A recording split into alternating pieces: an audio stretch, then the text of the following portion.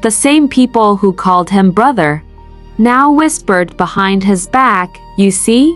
I knew that boy was too ambitious. This is what greed does. He was not greedy. He was tired. There is a difference." But nobody stopped to ask which one it was. That night, Andrew walked to the edge of the road outside town, and he stood there, looking at nothing. Everything he had built with his bare hands was dust. Then his father's voice came to him.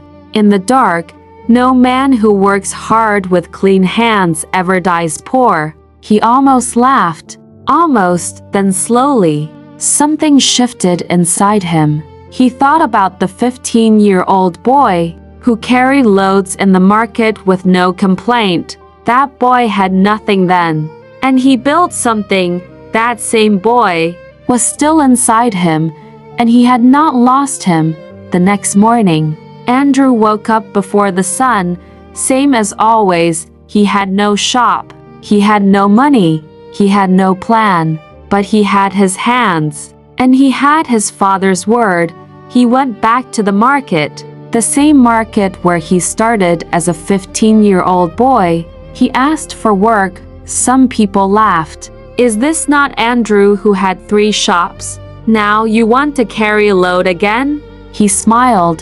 Andrew, calm and steady, a man who has climbed before, knows the way up. "Show me where to start." And he started. Again, this time, he moved slowly. He did not chase fast money. He did not trust smooth words. He did not sign anything he did not understand. Every kobo he earned, he held carefully, like a man who knows what it costs to lose it. 2 years later, he had one shop again, small, quiet, his.